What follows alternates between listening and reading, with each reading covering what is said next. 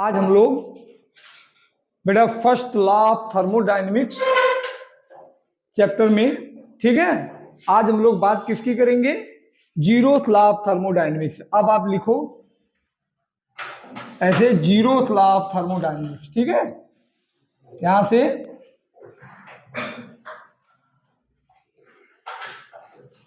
Zeroth law of thermodynamics.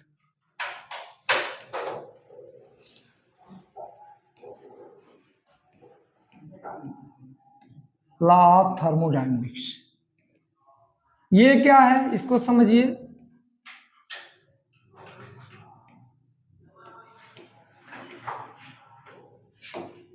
ठीक है, देखो जीरोथ लॉ ऑफ थर्मोडायनेमिक्स क्या है।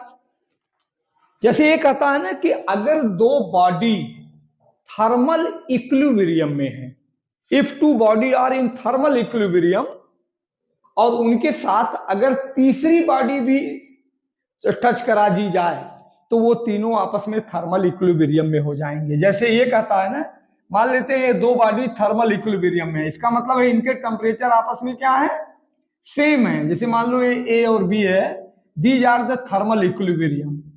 थर्मल इक्विलिब्रियम का मतलब है जो टेम्परेचर ए का है वही टेम्परेचर बी का है। अगर इनके साथ एक तीसरी बॉडी थर्मल इक्विलिब्रियम में कर दी जाए, देखो यानी दोनों से टच करा दी जाए, तो देखो ये क्या हो जाएगा, ये इसके साथ थर्मल इक्विलिब्रियम में, इसके साथ थर्मल इक्विलिब्रियम में, यानी क्या हो जाएगा, T A equal to T B equal to T C. ये इसका मतलब क्या हुआ कि if two bodies are in thermal equilibrium, thermal equilibrium का मतलब होता है टेम्परेचर दोनों के थोड़ी देर के बाद सेम हो जाए, ठीक है। अगर दोनों आपस में थर्मल इक्विलिब्रियम में है और तीसरी बॉडी इनके साथ थर्मल इक्विलिब्रियम में आती है तो इसका भी टेम्परेचर सेम हो जाएगा, ठीक है। और ये थर्मल इक्विलिब्रियम में कब आएगी, जब दोनों बॉडी आपस में टच करेंगे। समझ गए नहीं? तो लिख लीजिए कि if two body are in thermal equilibrium, पहले ये फिगर बना लो। देखो जैसे क्या है, ये दो बॉडी हैं ए और बी, ठीक है, ये दोनों आपस में क्या है, टच कर रही हैं। टच करने का मतलब क्या है, अभी इनके टेम्परेचर अलग अलग रहे होंगे, लेकिन थोड़ी देर के बाद ये थर्मल इक्विलिब्रियम में हो गए। थर्मल इक्विलिब्रियम का मतलब हो गया कि इसका टेम्परेचर इसका टेम्परेचर सेम हो गया। इसके साथ एक तीसरी बॉडी टच कराई जाती है जो इससे भी टच हो और इससे भी टच हो, सी।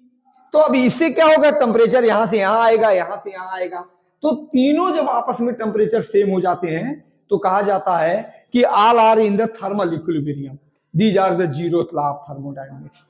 तो आप कैसे बोलोगे कि if two body are in thermal equilibrium, लिखो if two body are in thermal equilibrium, if two body are thermal equilibrium and third body are also in thermal equilibrium and third body are also in thermal equilibrium and third body are also in thermal equilibrium to the both body A and B, both body A and B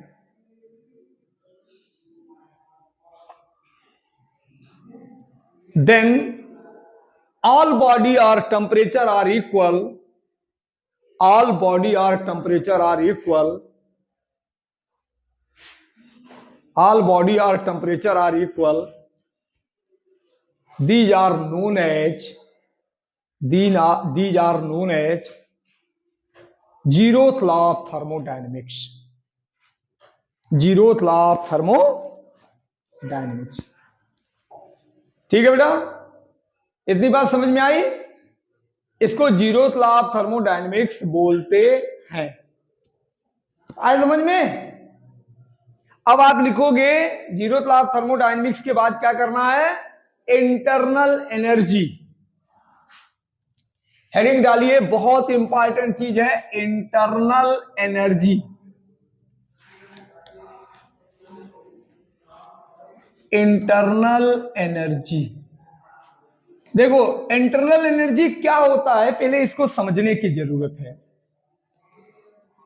internal energy किसी भी system की kinetic energy और potential energy के सम को कहते हैं हम लोग। ठीक है, एनर्जी क्या, energy passes by the body, passes by the system due to the molecular motion and molecular configuration. Molecular motion से क्या होगा, काइनेटिक एनर्जी मिलेगी, और मॉलिक्यूलर कॉन्फ़िगरेशन से पोटेंशियल एनर्जी मिलेगी। यानी sum of kinetic and potential energy are known as internal energy. कौन सी जो है काइनेटिक एंड पोटेंशियल, यहां पर मॉलिक्यूल आपस में मूव करेंगे ना, तो उनके नाते जो आपको एनर्जी मिलेगी वो काइनेटिक एनर्जी होगी, और उनके कॉन्फ़िगरेशन के नाते, कॉन्फ़िगरेशन का मतलब क्या हो गया कि उससे जो वो पोटेंशियल एनर्जी क्रिएट कर रहे हैं, ठीक है ना, उससे जो एनर्जी मिलेगी वो पोटेंशियल एनर्जी होगी, तो दोनों का सम मिलकर के क्या हो जाएगा, इंटरनल एनर्जी। तो क्या लिखोगे, internal energy of any process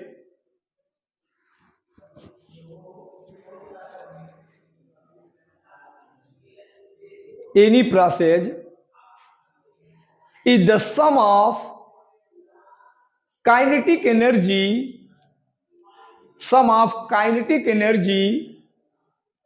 of molecular motion, sum of kinetic energy of molecular motion and potential energy of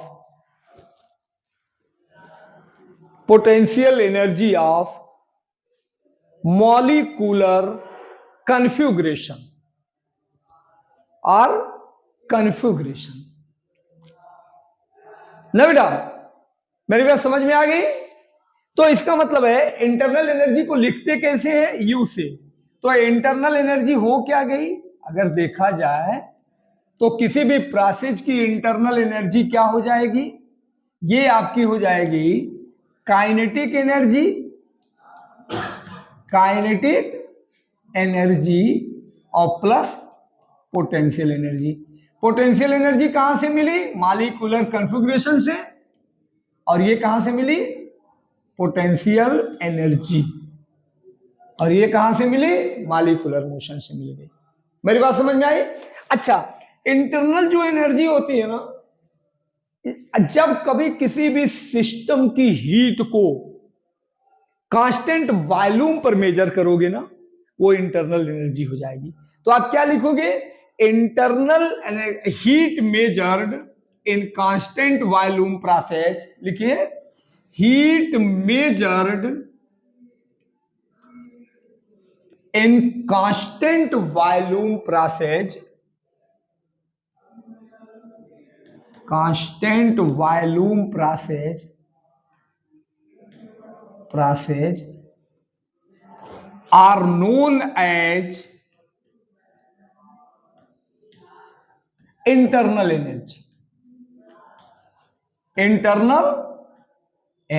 अगर जो भी हीट बेटा कांस्टेंट वॉल्यूम पर मेजर की जाती है उसे हम लोग बोलते हैं इंटरनल एनर्जी। ये बात याद रखना सारे बच्चों को, हीट दो तरीके से मेजर की जाती है, एक कांस्टेंट प्रेशर, एक कांस्टेंट वॉल्यूम, समझ गए? तो और एक कांस्टेंट टेम्परेचर भी बोल सकते हो आप, लेकिन कांस्टेंट प्रेशर और कांस्टेंट वॉल्यूम ही कहा जाता है। तो आप ये बताओ, अगर हीट कांस्टेंट टेम्परेचर पर नहीं मेजर कर पाओगे क्योंकि कांस्टेंट टेम्परेचर पर हीट जीरो हो जाएगी, समझ गए, लेकिन कांस्टेंट प्रेशर और कांस्टेंट वॉल्यूम पे मेजर की जाती है। अगर वॉल्यूम को सिस्टम का कांस्टेंट रखोगे, जैसे कोई बर्तन है, प्रोसेस है ना, उसका वॉल्यूम कांस्टेंट रखोगे बंद बर्तन में, तो समझ लीजिए वो हीट क्या हो जाएगी, इंटरनल एनर्जी हो जाएगी। मेरी बात समझ में आई? ये पूछता है। दूसरी चीज, इंटरनल जो एनर्जी होती है ना, वो प्रोसेस के इनिशियल और फाइनल स्टेज पर डिपेंड करती है। जैसे आप पढ़ रहे हो, आप आए लास्ट, ये कोई नहीं देखेगा बीच का प्रोसेस क्या है, आपने कितनी मेहनत शुरुआत से शुरू की और लास्ट तक कितने तक गए, ठीक है, इनिशियल एंड फाइनल, यानी आपके रिजल्ट देखे जाएंगे। आपका ये थोड़ी देखा जाएगा कि आपने क्या किया, प्रोसेस नहीं देखा जाएगा। इसका मतलब internal energy depend on initial state and final state, these are not the path. यानी इंटरनल एनर्जी पाथ पे डिपेंड नहीं करती है, वो स्टेट पे डिपेंड करती है। समझ गए? तो क्या लिखोगे, internal energy is the state function, लिखो नीचे वही, इंटरनल एनर्जी और स्टेट फंक्शन। स्टेट फंक्शन का मतलब है, अभी बताएंगे, state function these are not path function, these are not path function, ठीक है, these are not depend on path function, these are not depend on path function. समझ गए मेरी बात को? बोलो, समझे बेटा? अब अगली चीज क्या हो जाएगा, यानी internal energy depend on initial and final state, ठीक है, ये तो हो गया, स्टेट फंक्शन है, इन लिख लो, एक लाइन और लिख लो, internal energy depend on initial and final state.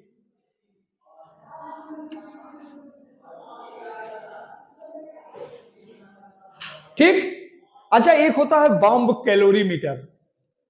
Internal energy को हमेशा बॉम्ब कैलोरीमीटर में मेजर किया जाता है, तो लिख लीजिए, internal energy measured in bomb calorimeter.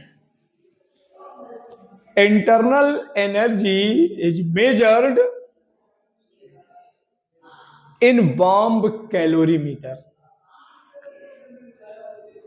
अब बेटा क्या होता है, जरा यहां पर कुछ चीजें बनाएंगे हम, उसको ध्यान देना है सारे बच्चों को। ये मान लेते हैं इनिशियल स्टेट है और ये मान लेते हैं फाइनल स्टेट है कहीं पर, तो यहां से मान लो यहां तक आने में ये फाइनल है और ये इनिशियल है। मान लेते हैं यहां से यहां तक आप आते हो ना, तो कितनी, देखो इनिशियल टू फाइनल है, तो कितनी हीट यहां लगी, मान लो Q1 लग गई, वर्क कितना किया गया, W1 किया गया, हीट Q1 वर्क W1, क्योंकि टोटल हीट क्यों दी गई इनिशियल टू फाइनल जाने में, लेकिन वर्क कितना किया गया, W1 किया गया। इसका मतलब है टोटल हीट वर्क में कन्वर्ट नहीं हुई है, कुछ बीच में बच गई है, तो कहां गई, वही इंटरनल एनर्जी हो जाएगी। मान लेते हैं आप यहां से यहां तक ऐसे आते हो, चलो ऐसे आ जाते हो, यहां पर आपने हीट दिया Q2, वर्क हुआ W2, एक और ले लो, आपने यहां पर हीट दिया Q3 और वर्क हुआ कितना, W3, बोलो। और ये इनिशियल स्टेट है, आप इसको इनिशियल मान सकते हो, इनिशियल, और ये फाइनल, ठीक है। तो इसका क्या मतलब हुआ, ये हम प्रोसेस के नाम दे रहे हैं, तरीका दे रहे हैं। मान लो आपने किसी प्रोसेस में हीट दिया, प्रोसेस नंबर 1 में हीट दिया Q1, वर्क हुआ W1, तो पूरी की पूरी हीट क्यों नहीं वर्क में चली गई, इसका मतलब है Q1 माइनस W1 कहीं और चला गया। बोलो भाई, आप 100 रुपया दोगे तो उसमें से कोई 100 में से 105 तो खर्च नहीं कर पाएगा, 100 से या तो 100 खर्च कर दे या 99 खर्च करे, 95 खर्च करे, तो बाकी कहां गया पैसा, ये इंटरनल एनर्जी होती है। यानी इसको दिया, इस प्रोसेस को Q2, वर्क हुआ W2, लेकिन सबके इनिशियल एंड फाइनल सेम दिख रहे हैं। इसका मतलब है कि internal energy depend on the initial and final point, not the path. Path आप कोई भी दे दो, उससे कुछ फर्क नहीं पड़ने वाला है, जा तो हो रहे हैं सब लोग इनिशियल टू फाइनल ही, बताओ। तो इसका मतलब है सभी प्रोसेस में change in internal energy constant होगी, समझ गए ना। तो आप ऐसे यहां क्या कहोगे कि लेट, ये फिगर देख करके, हीट गिवन मान लो ये process 1, process 2, process 3। Let heat given in process 1, 2 and 3 are Q1, Q2 and Q3। ठीक है, देन वर्क डन कितना होगा बेटा? देखिए W1, W2 एंड W3, ये वर्क डन होगा। ऐसे और सारे प्रोसेस होंगे। देन क्या कहेंगे? Q1 minus W1 equal to Q2 minus W2 equal to Q3 minus W3 equal to dash dash dash. अब आप कहेंगे कि ये सब बराबर क्यों हो गए? इसलिए बराबर हो गए, सबके इनिशियल एंड फाइनल क्या है? सेम है। समझ गए? नोट कर लो इसको पहले, फिर बताता हूं।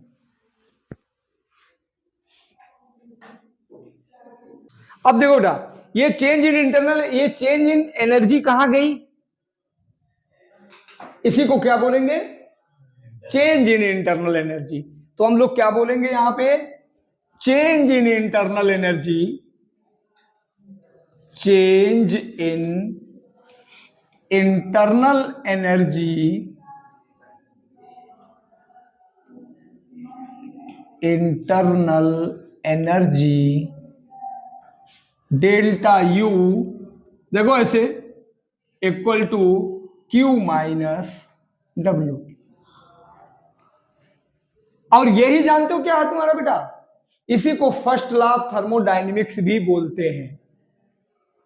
समझ गए? इसी को हम लोग क्या बोलते हैं? दीज आर नोन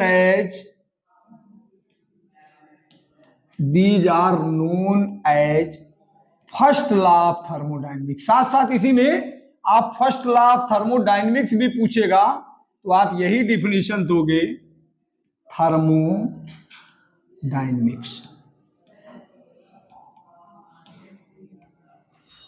समझ गए? तो फर्स्ट लॉ ऑफ थर्मोडायनेमिक्स क्या है? आप यहां लिख लेंगे, first law of thermodynamics.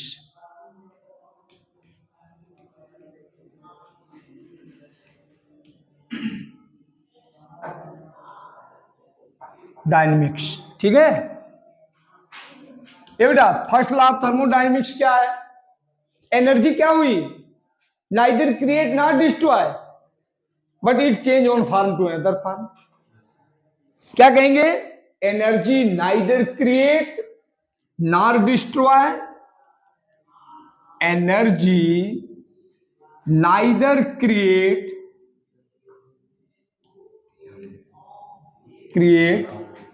nor destroy but it transfer one form to, बोलो, one form to another form, one form to another form।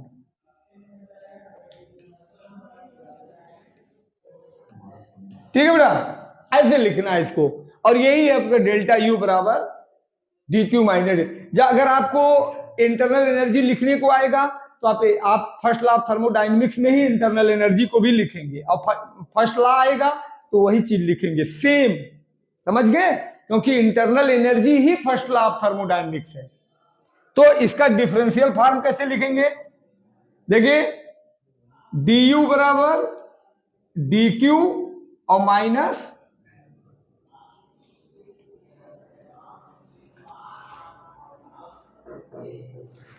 निकालिए work done on the thermodynamic process. मिटा दो इसको। Work done on the thermodynamic process,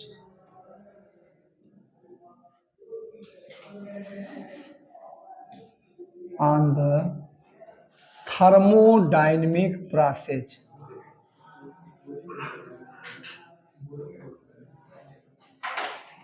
dynamic process.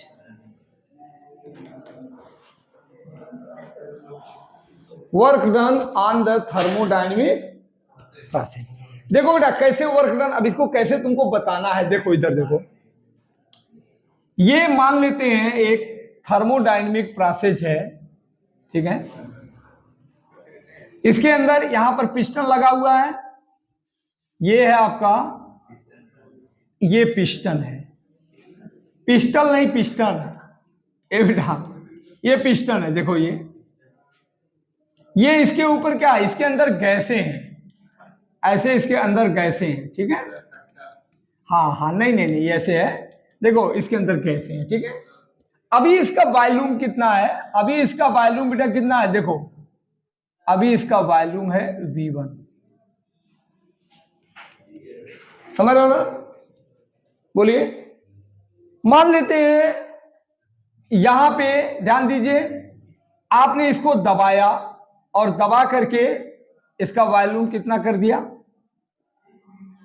मान लो इस स्थिति में आ गया, ये आपने इसको दबा दिया, गैस को दबाया, ये देखिए यहां पर पहले ये यहां से यहां तक कितनी डिस्प्लेसमेंट किया, dx, पहली पोजीशन थी ए बी, ठीक है, पहली पोजीशन थी ए बी, और दूसरी पोजीशन क्या हो जाएगी, ए डैश बी डैश हो जाएगी। तो ऐसी पोजीशन में देखिए यहां पर वॉल्यूम कितना हो जाएगा, P2 हो जाएगा, होगा कि नहीं, बोलिए। तो आपको एक बात यहां बताना यह है कि जब आप इसको दबाते हो ना, जब आप दबा रहे हो ना, तो इसके ऊपर गैस के ऊपर प्रेशर लग रहा है, लग रहा है कि नहीं, मान लेते हैं गैस के ऊपर बेटा प्रेशर लग रहा है P, लग रहा है कि नहीं लग रहा है। और जो पिस्टन है ना, पिस्टन ऐसे होगा ना, जैसे ये कॉपी है, देखो ये पिस्टन है ऐसे,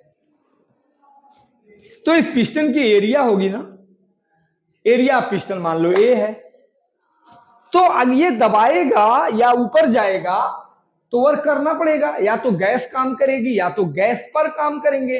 अभी गैस पर काम किया गया इसमें, तो आप कैसे कहोगे, देखिए जब आप इसको लगाओगे ना P1 तो फोर्स भी तो लगेगा, नहीं लगेगा क्या, प्रेशर माने फोर्स पर यूनिट एरिया। तो आप ऐसे बोलोगे कि when pressure applied on the gas, pressure applied on the gas, then क्या हो जाएगा, देन वॉल्यूम ऑफ गैस क्या हो जाएगा बेटा, देखिए V1 टू V2 हो जाएगा, देख लो दिखाया गया है उसमें, होगा कि नहीं। तो क्या कहेंगे, इसलिए force on the piston, piston के ऊपर बेटा कितना फोर्स लगाया गया है बताओ, F बराबर क्या होता है, P इंटू ए हो जाएगा, नहीं होगा, अरे फोर्स बराबर प्रेशर इंटू एरिया। तो बताओ बेटा इसी फोर्स से कितना वर्क करना पड़ा है, dx, कितना वर्क करना पड़ा है, हाँ, तो इसलिए कहेंगे वर्क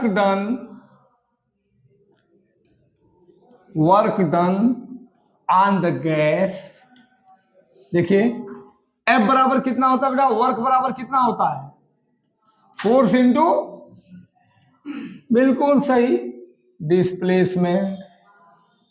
डिस्प्लेसमेंट हो जाएगा।